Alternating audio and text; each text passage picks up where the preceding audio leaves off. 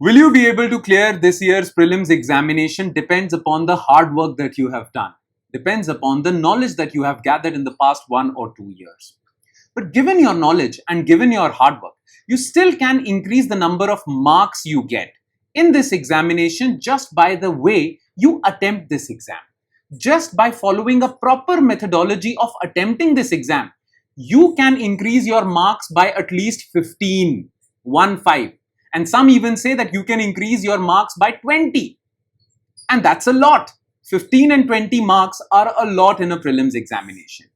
Now, how do you do that? Well, many people say that attempting prelims examination is an art in itself. Okay?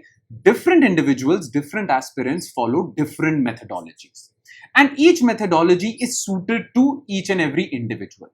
So we all have basically created our own methodology of attempting this exam.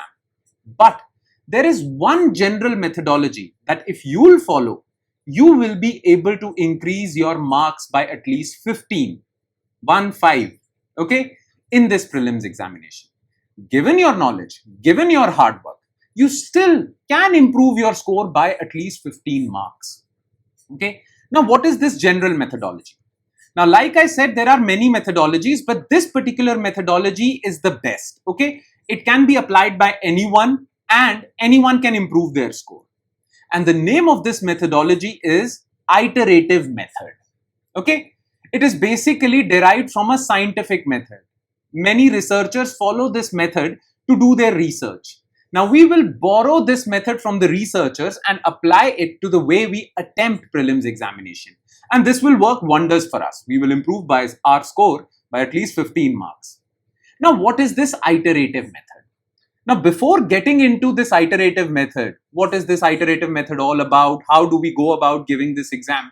Before explaining to you the iterative method, let me explain a few things to you. And then after understanding those things, you'll understand what this iterative method is all about. Okay. Now, what are those few things?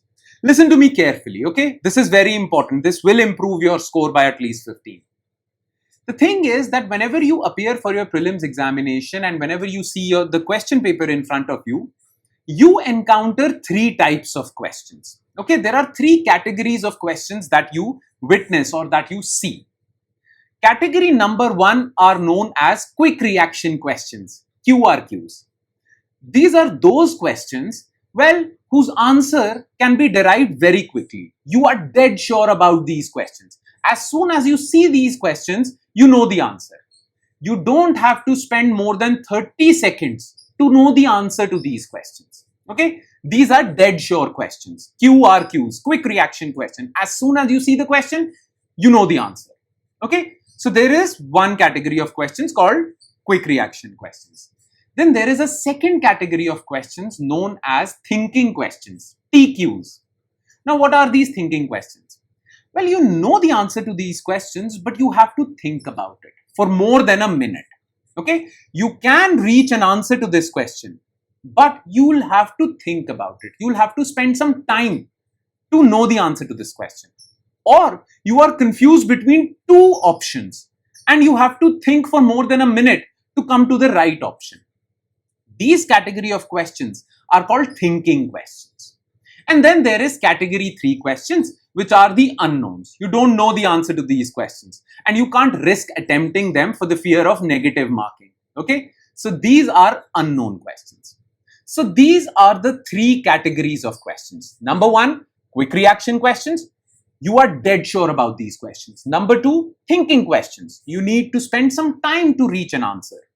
And number 3, unknowns. Okay, so these are the 3 categories of questions. Now let's come to the iterative method. What is this iterative method? Okay, so I'll explain how you should attempt your prelims question paper using iterative method. So let me give you an example. Okay, so yeah. So iterative method. Let's suppose you have this question paper. Okay. Basically, this is the question paper of prelims 2024, previous year. Okay. And that's how you'll attempt it. Okay. Let's suppose you reach question number 1. And as soon as you finish reading question number 1, you know the answer. Or you know the answer to this question within 30 seconds. You will mark the option. Let's suppose the answer to question number 1 is B. You will mark option B and then you'll move forward. Then you'll move to question number 2 and you'll find that yes, you don't know the answer to this question also. This question number 1 is also quick reaction question. Question number 2 is also quick reaction question. As soon as you read this question, you knew the answer. You were dead sure about this question. Okay, so let's suppose the answer to this question is C. You will mark C and then you'll move forward.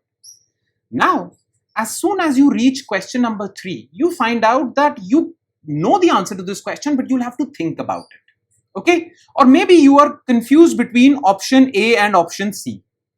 So you need to take more than a minute to reach an answer.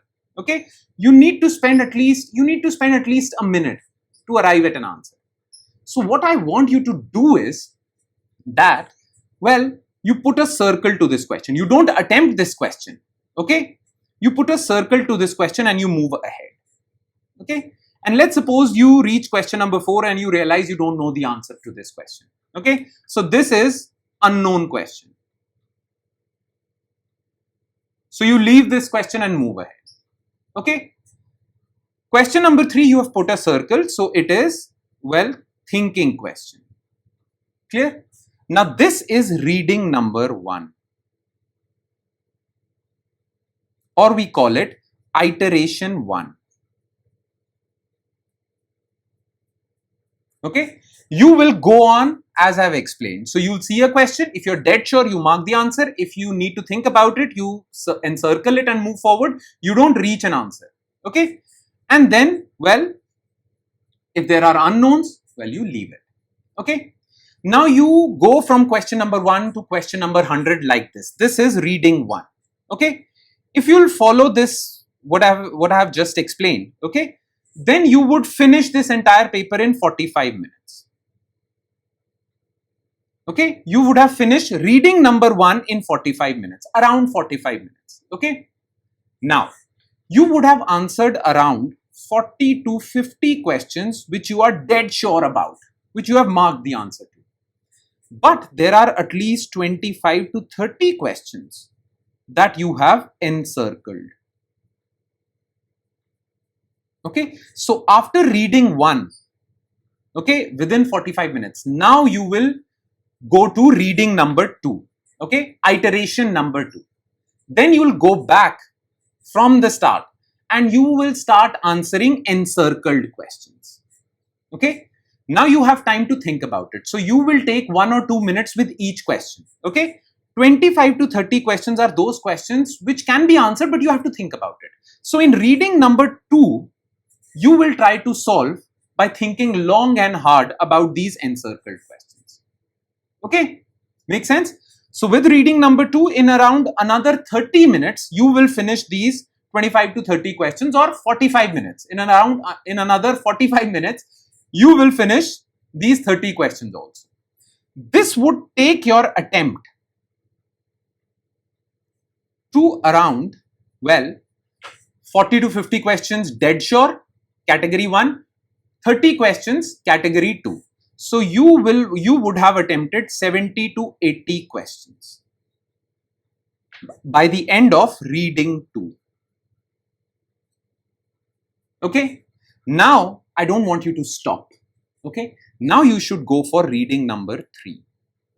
What happens is that sometimes when we just read a question, we feel that we don't know the answer to this question and we put it in the category of unknown.